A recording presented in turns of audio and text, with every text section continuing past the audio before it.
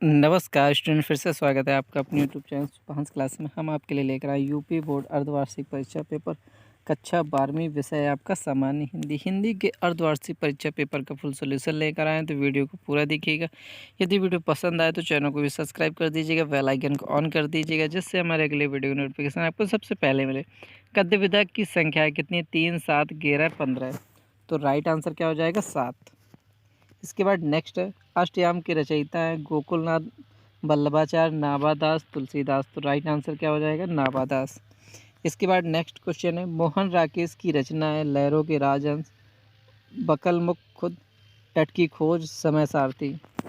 तो right answer क्या हो जाएगा? लहरों के राजहंस। इसके बाद नेक्स्ट है, सरदार पूर्ण सिंह किस युग के लेखक हैं? भारतेंदु युग, द्विवेदी युग, छायावादी युग, छायावादी युग। द्विवेदी युग के लेखक हैं। फोर्ट विलियम कॉलेज कहाँ स्थित है? आगरा, मद्रास, कलकत्ता, पूना। तो राइट आंसर क्या हो जाएगा? कलकत्ता। नेक्स्ट क्वेश्चन है, क्वेश्चन नंबर दूसरे का पहला, तार सप्तक का प्रकाशन हुआ 1940 ईस्वी, 1941, 1943, 1945। तो राइट आंसर क्या हो जाएगा? 1943 ईस्वी। विनय पत्रिका की भाषा है अवधी, भोजपुरी, ब्रज, खड़ी बोली। तो राइट आंसर क्या हो जाएगा? ब्रज।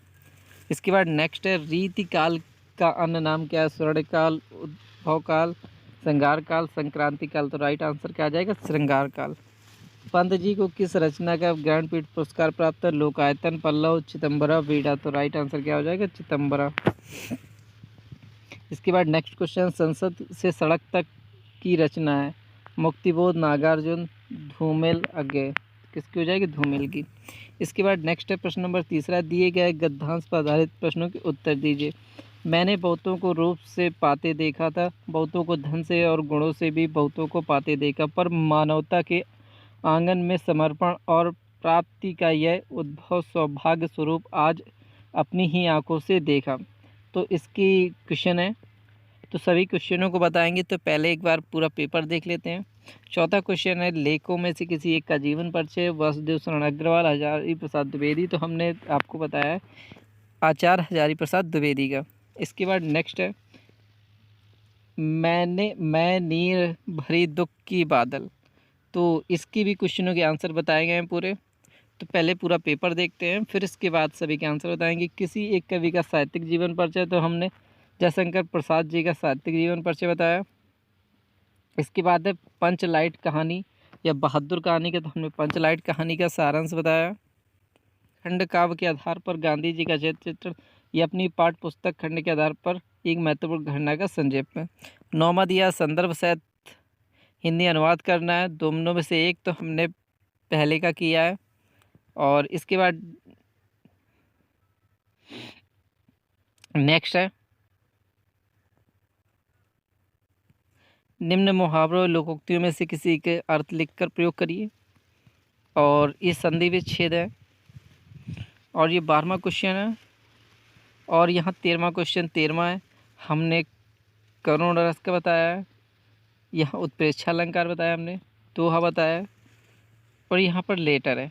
और यहाँ पर हमने आपको बताया है प्रदूषण समस्या और समाधान पर निबंध।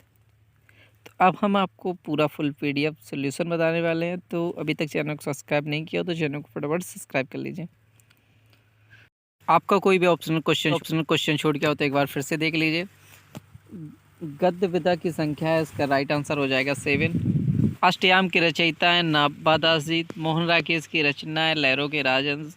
सरदार पूर्ण सिंह किस युग के लेखक हैं? तो द्विवेदी युग के। फोर्ट विलियम कॉलेज कहाँ स्थित था? कलकत्ता में। तार सप्तक का प्रकाशन हुआ था 1943 ईस्वी में। विनय पत्रिका थी ब्रजभाषा में। रीतिकाल का अन्य नाम था श्रृंगार काल। पंत जी को किस रचना का ज्ञानपीठ पुरस्कार प्राप्त था? चिदम्बरा का। संसद से सड़क तक की कवि की रचना है धूमिल।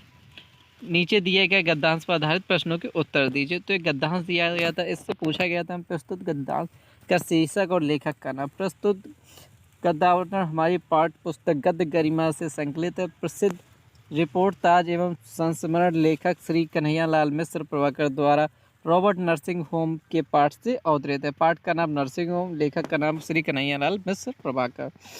लेखक के अंश की व्याख्या, लेखक कहता है कि मैंने संसार में ऐसे बहुत से व्यक्तियों को देखा है जो अपनी विशिष्ट सेवाओं से लोगों को अपना बना लेते हैं एवं अपार यश अर्जित करते हैं। कुछ लोग अपने रूप सौंदर्य द्वारा लोगों को अपनी ओर आकर्षित करते हैं, तो कुछ ऐसे भी लोग हैं जिनमें अपार धन होता है और वे उनके बल पर लोगों को अपना प्रभाव जमाते हैं या दूसरों को आत्मीय बना लेते हैं। कुछ व्यक्ति ऐसे होते हैं जिनमें कोई विशिष्ट गुण होता है और वे गुणों द्वारा बहुत कुछ प्राप्त कर लेते हैं, परंतु आज लेखक ने एक ऐसे अद्भुत नारी को देखा जिसमें मानवता के लिए सर्वस्व समर्पित करके दूसरों की श्रद्धा और आदर को प्राप्त किया है। इसके बाद नेक्स्ट क्वेश्चन है इसी का, मानवता के आंगन में समर्पण का क्या अर्थ है। लेखक ने एक ऐसी अद्भुत नारी को देखा जिसने मानवता के लिए सर्वस्व समर्पण करके दूसरों को श्रद्धा और आदर को प्राप्त किया। क्वेश्चन नंबर नेक्स्ट है, बहुत से लोगों में क्या क्या देखा जाता है।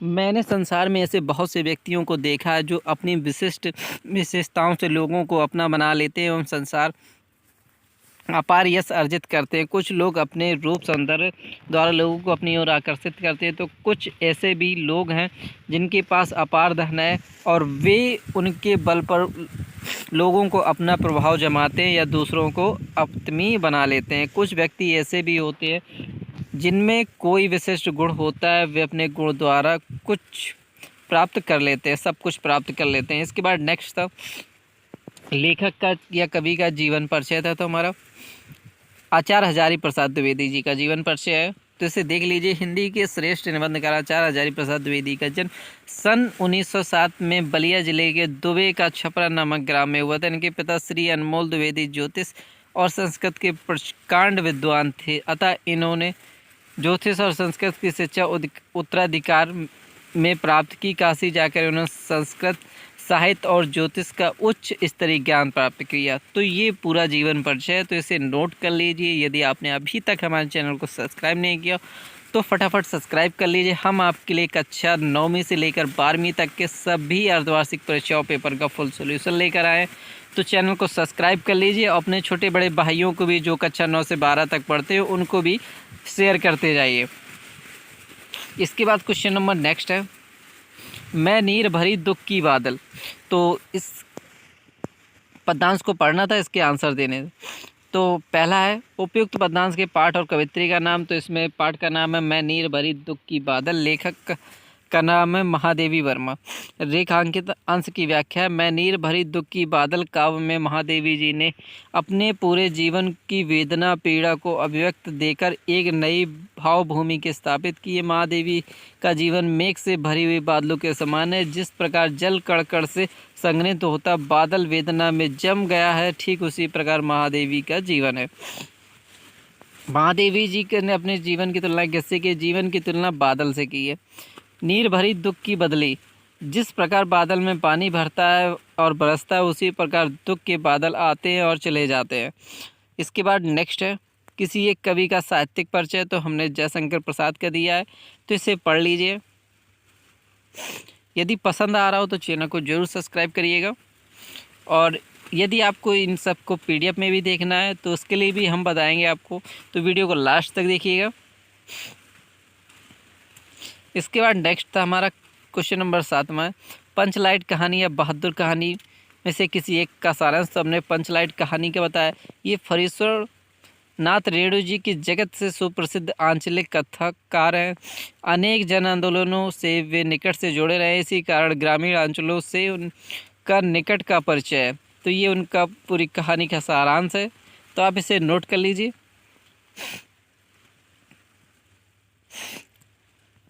इसके बाद क्वेश्चन नंबर नेक्स्ट है 8वां है संदर्भ सहित व्याख्या करना है। तो हमने दूसरे वाले की संदर्भ सहित व्याख्या की, भारतीय संस्कृत की जननी पाठ से लिया गया है ये, और इसका संदर्भ सहित व्याख्या है, देख लीजिए। भाषा विधियों का मानना है कि यह भाषा सभी अर्थपूर्ण भाषाओं की जननी, संस्कृत की महिमा उसका बहुयामी ज्ञान और उसकी व्यापकता किसी की दृष्टि पर विषय नहीं, संस्कृत की महिमा ही दर्शन का मार्ग है। इसके बाद नेक्स्ट है,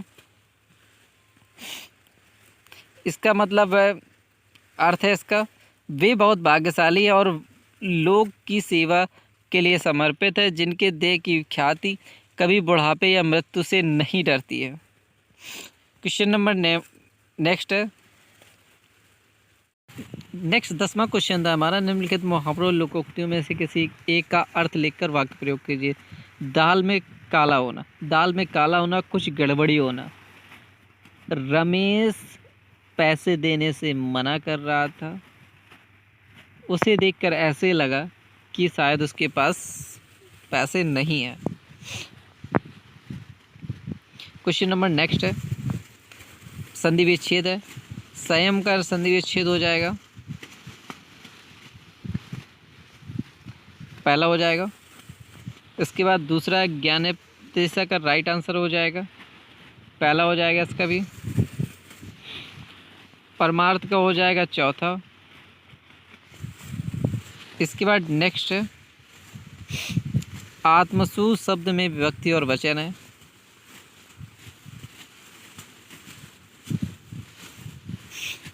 दो पर्यायवाची लिखने हैं, दो शुद्ध करने हैं। और इसके बाद है नेक्स्ट करुण रस है, इसकी परिभाषा दी है, उदाहरण दिया गया है। अलंकार है, उत्प्रेक्षा अलंकार दिया गया, परिभाषा दी है। और इसके बाद एप्लीकेशन आपको खुद लिखना है, यदि ना है तो कमेंट करके बताइएगा।